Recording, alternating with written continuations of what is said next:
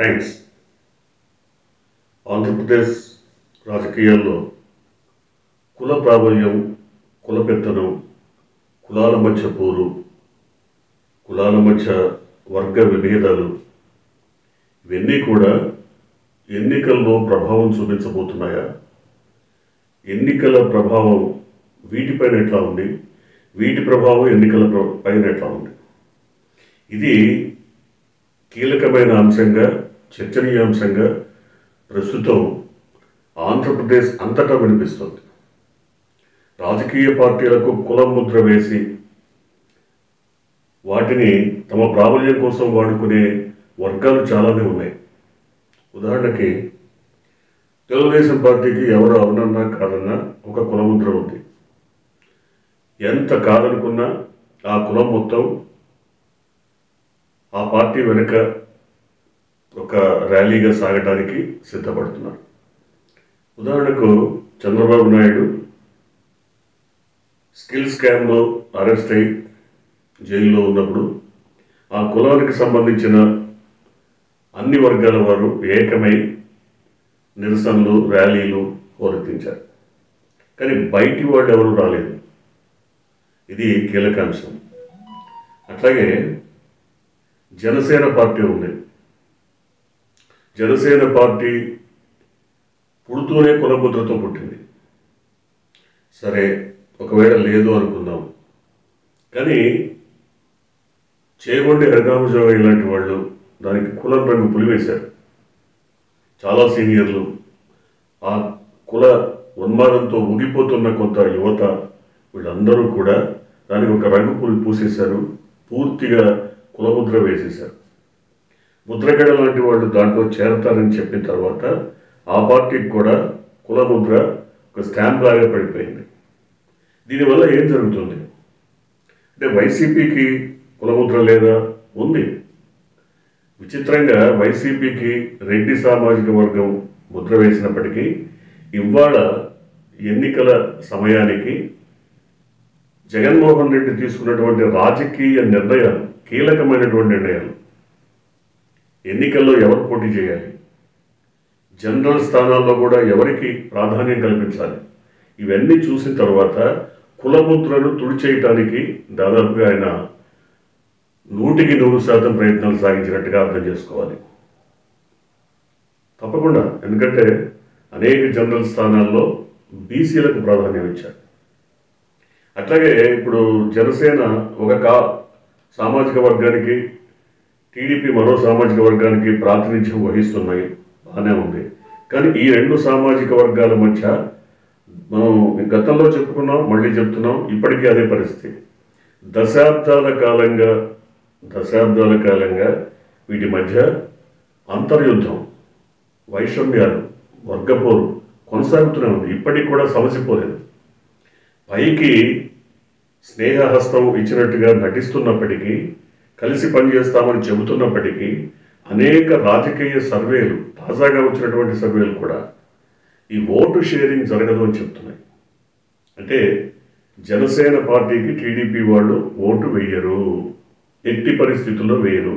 కారణం ఏంటంటే జనసేనను అంటిముట్టని పార్టీగా చూడటమే కాకుండా జనసేన లాంటి వాళ్ళు వదిలిపోతే తమ పార్టీ బలపడుతుంది, తమకు మరిన్ని సీట్లు వచ్చేటువంటి అవకాశం ఉంది. ఇది టీడీపీలోని ఒక వర్గం స్పష్టంగా చెప్తున్నమాట. ఎందుకంటే జనసేన లాంటి పార్టీ పక్కలో బల్లెల్లో ఉంటే తమకు ఎప్పుడూ తలనొప్పే. సీట్ల షేరింగ్లో కానీ, ఓట్ షేరింగ్లో కానీ, లేదా రేపు పదవుల పంపిణీలో కానీ ఎప్పుడూ తలనొప్పే. తలనొప్పి లేకుండా ఇండివిజువల్గా చంద్రబాబు నిర్ణయాలు తీసుకోగలగాలి అంటే, లేదా తమ సామాజిక వర్గానికి అనుకూలమైన నిర్ణయాలు రావాలి అంటే జనసేనతో పొత్తు ఎంత మాత్రం పొసగదని చెప్తున్నారు. అదొక పక్క. మరోపక్క జనసేన నాయకులు కూడా ముద్రగడ లేదా చేగొండి హరిరామజోగ ఇలాంటి వాళ్ళ ఒత్తిడి, ప్రాబల్యం పెరిగిపోతే రేపు పూర్తి కుల పార్టీగా ఆవిష్కృతమవుతే సమాజంలోని ఇతర వర్గాలందరూ వీరిని సమర్థిస్తారా, వీరికి ఓటేస్తారా? ఇది కీలకమైన ప్రశ్న.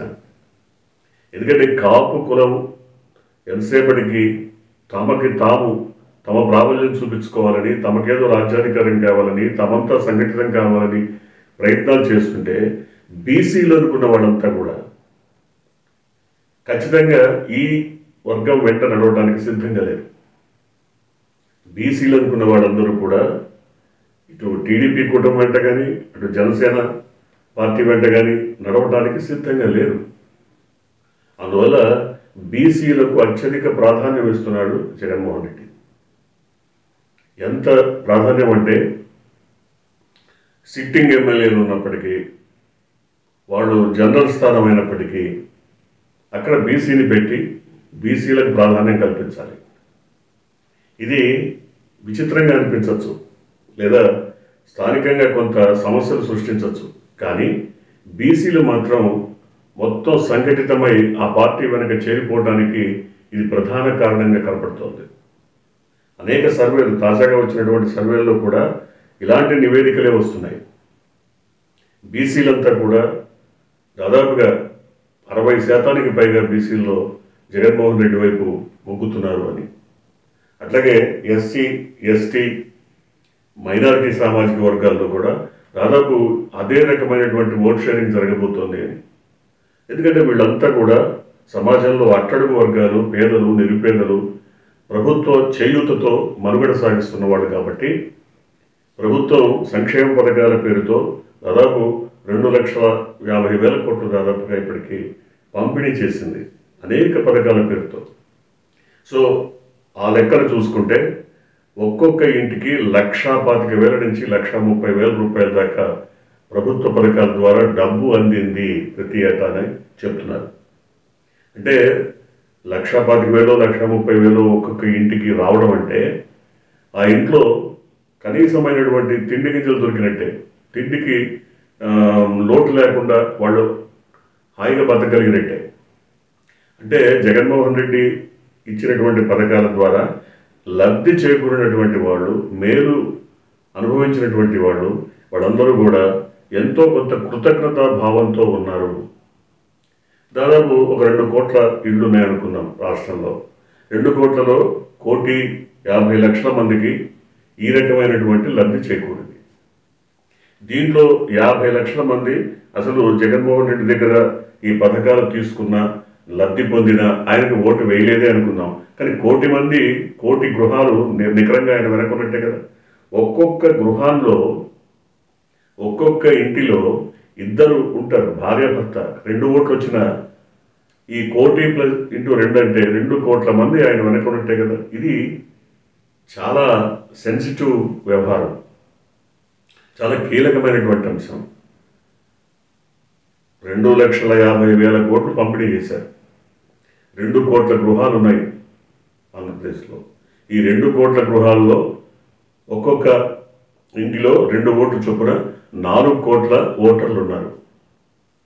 4 కోట్ల ఓటర్లలో 60 to 75% ఓటింగ్ జరిగింది.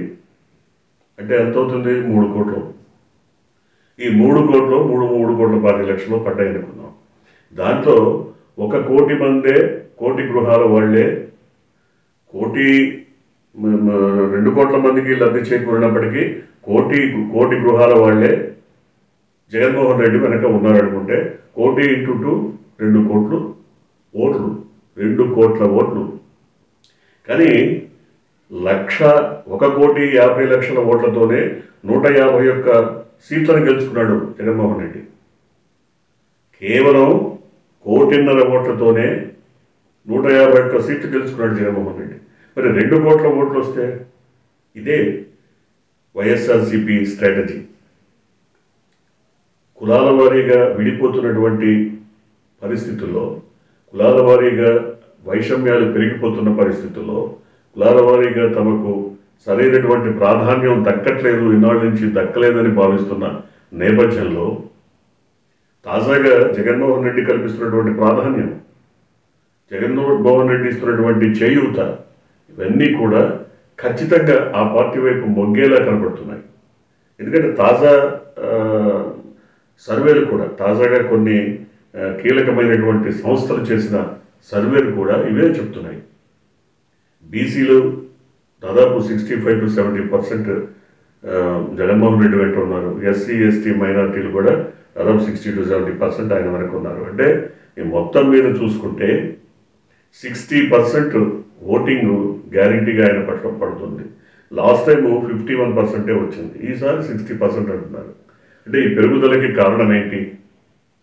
పెరుగుదలకి కారణం కులాల మధ్య అంతరం పెరగటం, కుల ప్రమేయంతో రాజకీయాలు నడవడం, కులాలుగా విడిపోవటం, శాశ్వత శత్రుత్వాన్ని కూడా మరిచి నాయకులు సయోధ్య కుదుర్చుకున్న కింద కేడర్ కానీ జనం కానీ వాటిని నమ్మకపోవటం.